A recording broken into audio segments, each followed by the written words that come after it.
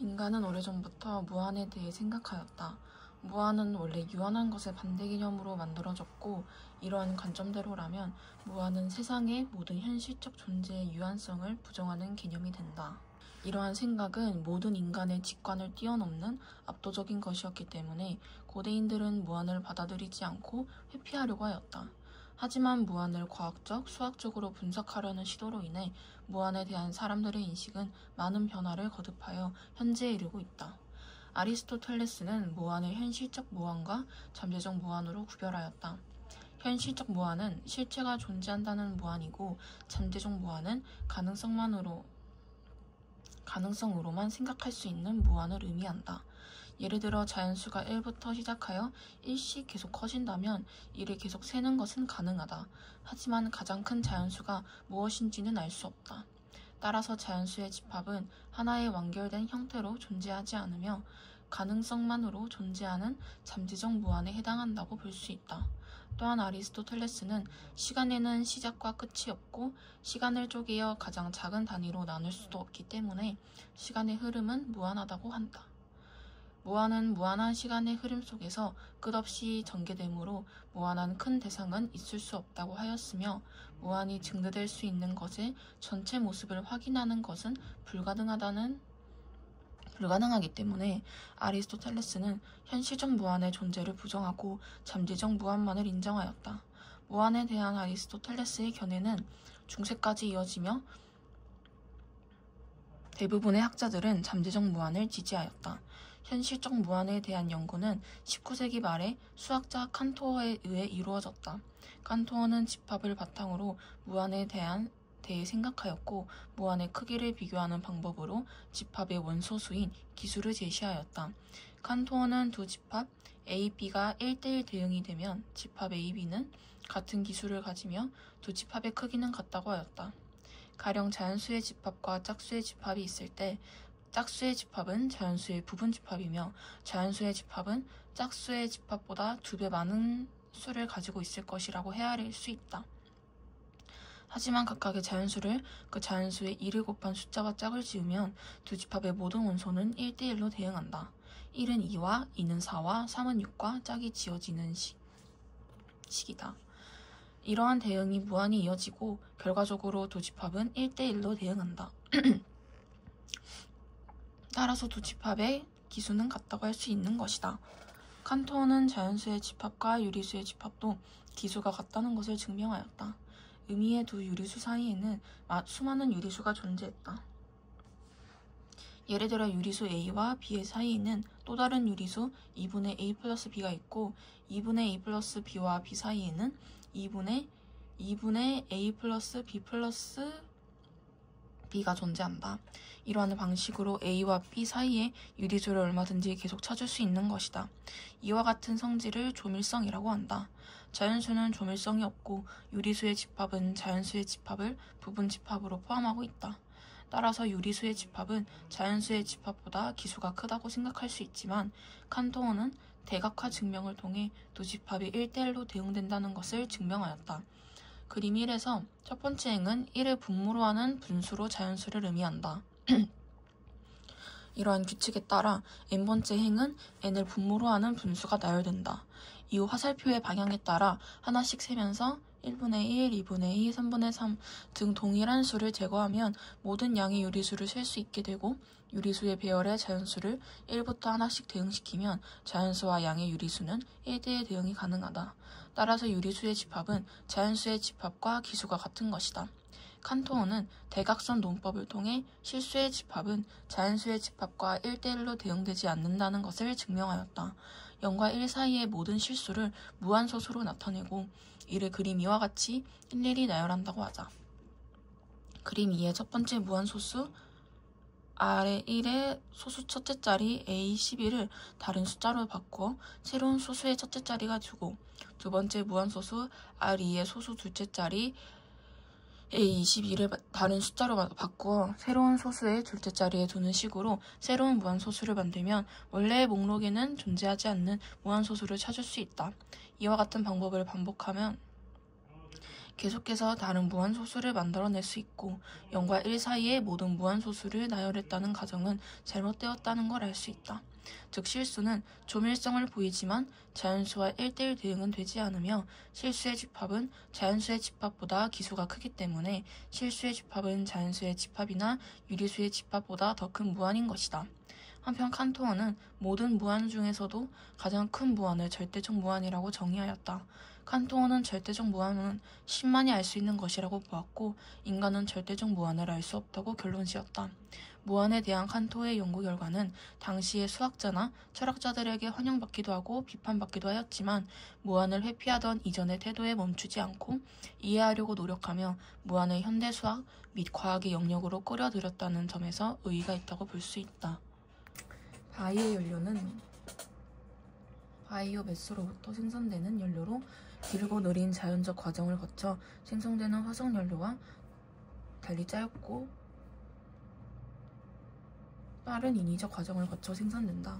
바이오매스란 살아있거나 죽은 지 얼마 안 되는 유기체와 그 부산물을 지칭하는 것으로 식물인 조류에서 동물의 배설물까지 이에 포함된다.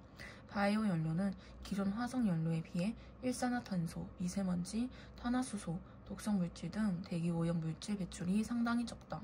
또한 바이오 연료를 연소할 때 발생하는 이산화탄소의 양은 화석 연료보다 별로 적지 않지만 방출된 이산화탄소가 바이오 연료의 원천이 되는 식물의 광합성 과정에서 식물에 흡수되므로 대기 중으로의 이산화탄소 순 배출량이 크게 줄인다.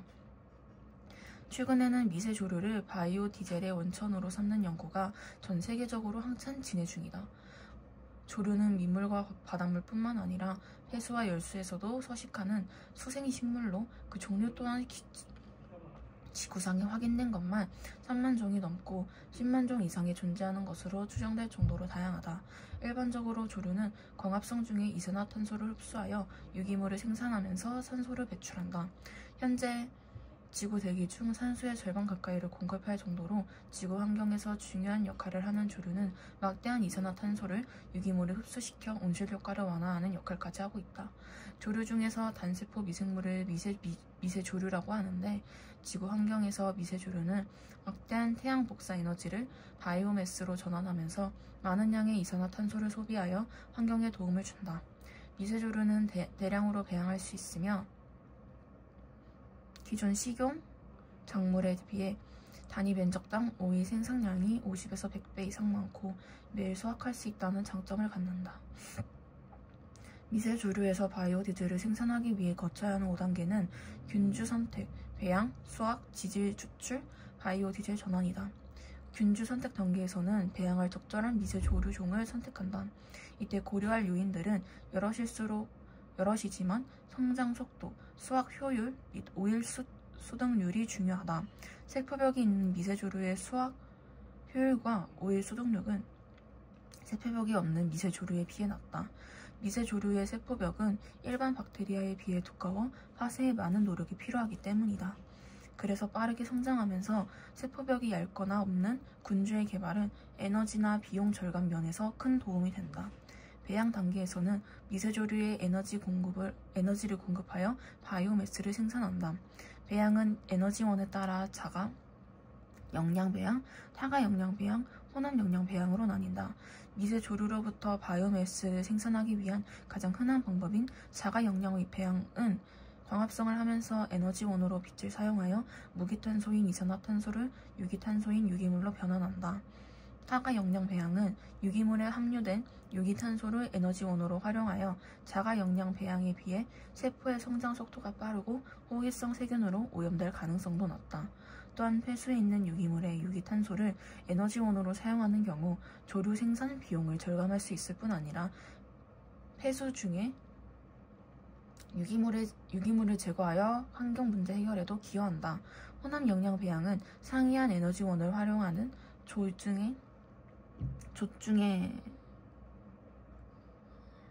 조류를 함께 배양하여 광합성을 통해 에너지를 얻기도 하고 유기물에 함유된 유기탄소를 분리시키면서 에너지를 얻기도 한다.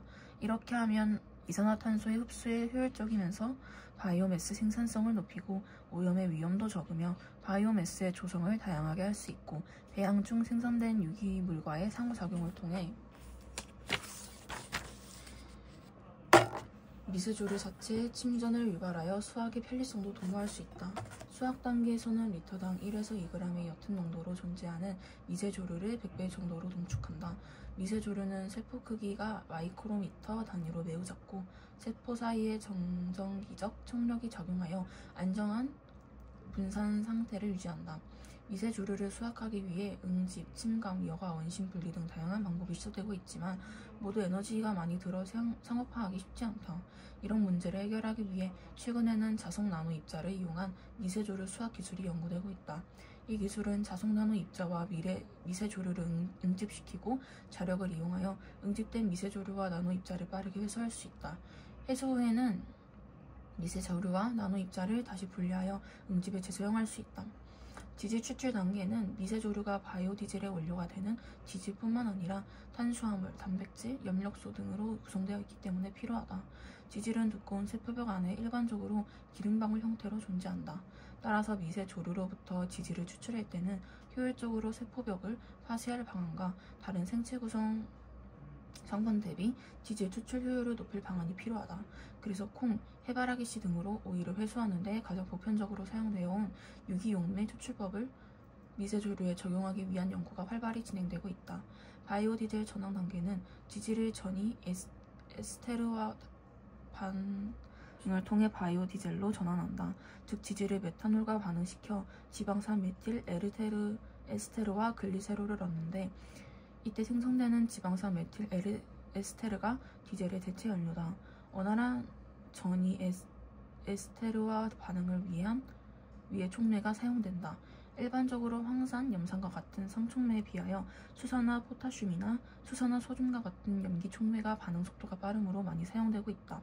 염기 촉매를 사용할 경우에는 반응물인 지질과 촉매의 혼합 및 접촉을 용이하게 하기 위해 염기 촉매를 메탄올에 녹인 균일기의 촉매를 많이 사용한다. 그러나 분리된 지방산 메틸 에스테르가 누적되면 염기 촉매와 비누화 반응을 일으켜서 생산된 바이오디젤과 부산물의 분리를 어렵게 하는 문제점이 발생할 수 있다. 이를 극복하기 위해 고체상 염기성 촉매를 이용하고자 하는 노력이 진행되고 있다.